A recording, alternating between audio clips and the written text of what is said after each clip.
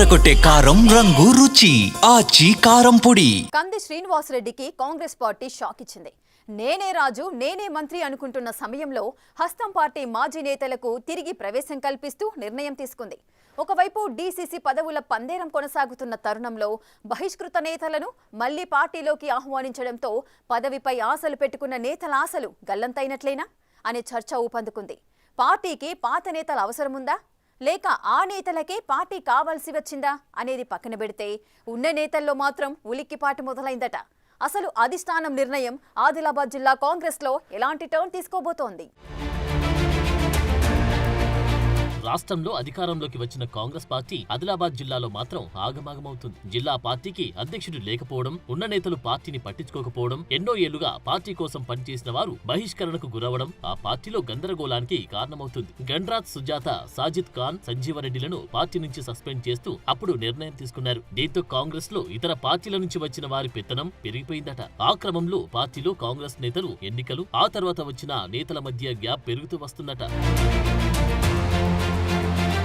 అదే కాకుండా గత రాష్ట్ర వ్యవహారాల ఇన్ఛార్జ్ దీపదాస్ మున్సి వ్యవహార శైలితో పాటు ఇతర పార్టీల నుంచి డబ్బున్న నేతల పెత్తనం పెరగడంతో కాంగ్రెస్ పార్టీలో అసమ్మతి పెరిగి ఇది కాస్త పార్టీలో అంతర్గత కుమ్ములాటలకు కారణమైందట. రాష్ట్ర వ్యవహారాల ఇన్ఛార్జ్ దీపదాస్ మున్సి ఉన్నంత కాలం పెద్దగా ప్రజాబలం లేని వాళ్లు, పైగా వివిధ పార్టీల నుంచి వచ్చిన వాళ్ల ఆటలు సాగాయనే టాక్ నేతల్లో ఉందట. అయితే ఇన్ఛార్జ్ మంత్రిగా ఉన్న సీతక్క మరికొందరు నేతలకు సైతం ఇన్ఛార్జ్ బాధ్యతలు ఇచ్చినప్పటికీ ఎంపీ ఎన్నికల్లో గెలవాల్సిన సీటు కాంగ్రెస్ పార్టీ చేతులారా ఓడిపోయిందంటున్నారు. ఒక్క ఆదిలాబాద్ మాత్రమే కాదు, చాలా చోట్ల ఎంపీ సీట్లను కోల్పోవాల్సి వచ్చిందట. రాష్ట్రంలో విజయం సాధించిన పార్టీ లోక్సభ ఎన్నికల్లో పరాజయం పాలు కావడం వెనుక అధిష్టానం పోస్ట్ మార్టం చేసింది. ప్రజల్లో లేని నేతలు ఇతర పార్టీల నుంచి వచ్చి పెత్తనం చేసిన వారి వలని పార్టీ ఓటమి కావాల్సి వచ్చిందనే నివేదిక అధిష్టానానికి చేరిందట. దీంతో అధిష్టానం నష్ట నివారణ చర్యలు చేపట్టిందంటున్నారు.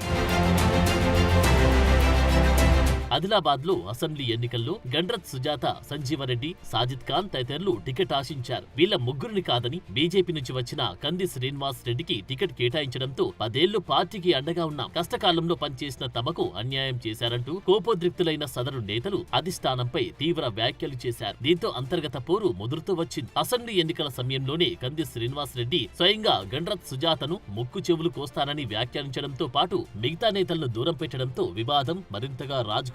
అదే ఎన్నికల్లో సుజాత, సాజిద్ ఖాన్, సంజీవరెడ్డి వర్గం నుంచి ఒకరు స్వతంత్ర అభ్యర్థిగా బరిలో దిగారు. ఇలాంటి పరిణామాల నేపథ్యంలో అధిష్టానం ఆ ముగ్గురిని పార్టీ నుంచి బహిష్కరించింది. ఆ ఎన్నికల్లో కాంగ్రెస్ పార్టీ ఎమ్మెల్యే సీటు కోల్పోయింది. ఎంపీ ఎన్నికలకు ముందు బహిష్కృత నేతలను తిరిగి కాంగ్రెస్ లోకి తీసుకునేందుకు లైన్ క్లియర్ అయింది. ఆ నేతలు అధిష్టానంతో మాట్లాడడంతో పార్టీ సైతం వారికి గ్రీన్ సిగ్నల్ తెలిపింది. కానీ మధ్యలో ఓ నేత వారిని పార్టీలోకి రానియకుండా అడ్డుపడడం, ఇన్ఛార్జ్ మంత్రి సీతక్క మరో నేత చొరవతో వారు పార్టీలోకి రాకుండా అడ్డుకున్నారట. ఇక జిల్లా ఇన్ఛార్జ్ మంత్రి రాష్ట్ర వ్యవహారాల ఇన్ఛార్జిగా మారిపోవడంతో జిల్లాలో తనదే పెత్తనమని ముందుకు వెళ్తున్న ఓ నేత ఆగడాలకు కళ్లెం పడడంతో పాత నేతల చేరిక అనివార్యమైందంటున్నారు. స్థానిక సంస్థల ఎన్నికల నేపథ్యంలో పార్టీ కోసం కష్టపడ్డ నేతల రాక కాంగ్రెస్ కు లాభం చేకూరే అంశం కానుంది. నియోజకవర్గ ఇన్ఛార్జ్ స్థానికంగా ఉండకపోవడం, ఆ పార్టీ పిలుపు ఇచ్చిన కార్యక్రమాల నిర్వహణ సరిగా లేకపోవడం వంటి అంశాలపై ఇటీవల జిల్లాకు వచ్చిన ఇన్ఛార్జ్ మీనాక్షి నటరాజన్ కు నివేదిక అందిందట. ఇప్పటికీ వలస వచ్చిన నేతల వల్ల పార్టీకి జరిగిన నష్టాన్ని చాలనుకున్న అధిష్టానం ఇక పాత నేతలను పార్టీలోకి తీసుకోవడం మేలని భావించి వారిని పార్టీలోకి ఆహ్వానించారనే టాక్ నడుస్తోంది. పీసీసీ అధ్యక్షుడు మహేష్ కుమార్ గౌడ్ వారిని పార్టీలోకి ఆహ్వానిస్తూ కండువలు కప్పారు. దీంతో పాత కాంగ్రెస్ నేతలు, కార్యకర్తలు ఆనందం వ్యక్తం చేస్తున్నారట. బీఆర్ఎస్ ప్రభుత్వ హయాంలో కాంగ్రెస్ లో ఏ నేతలను పార్టీలో కొనసాగకుండా ఆ పార్టీ ఆపరేషన్ ఆకర్ష్ కొనసాగించింది. అలాంటి పరిస్థితుల్లో ప్రలోభాలు, బెదిరింపులకు భయపడకుండా పార్టీని కాపాడుతూ 10 ఏళ్లు అదే కాంగ్రెస్ పార్టీలో నేతలు కొనసాగారు. టీపీసీసీ ప్రధాన కార్యదర్శి గండ్రత్ సుజాత, మాజీ డీసీసీ అధ్యక్షుడు సాజిద్ ఖాన్, మాజీ market committee chairman Alluri Sanjeeva Reddy party ఆదేశాల మేరకు ఎన్నో కార్యక్రమాలు చేశారు. వీరు టికెట్ ఆశించడం, మధ్యలో వేరే పార్టీలో నుంచి వచ్చిన వ్యక్తికి టికెట్ ఇవ్వడంతో వీరంతా నారాజయ్యారు. డబ్బులిచ్చిన వారికే టికెట్ ఇచ్చారని వీరు ఆరోపణలు గుప్పించారు. దానిని అస్త్రంగా మలుచుకున్న కొందరు నేతలు వారిపై వేటు వేయించారు. అదే సమయంలో వారు తిరిగి పార్టీలోకి రాకుండా చాలా కాలం అడ్డుపడ్డారు. ఇప్పుడు కాంగ్రెస్ పార్టీ మాజీ నేతలు గండ్రత్ సుజాత, సాజిద్ ఖాన్, సంజీవరెడ్డి కాంగ్రెస్ గర్ వాపసీ నినాదం ఖచ్చితంగా కంది శ్రీనివాస్ రెడ్డికి షాక్ ఇచ్చినట్లేనని చెబుతున్నారట. మరి ఇప్పుడు కంది శ్రీనివాస్ ఏం చేస్తారు అనేది ప్రశ్నార్థకంగా మారింది.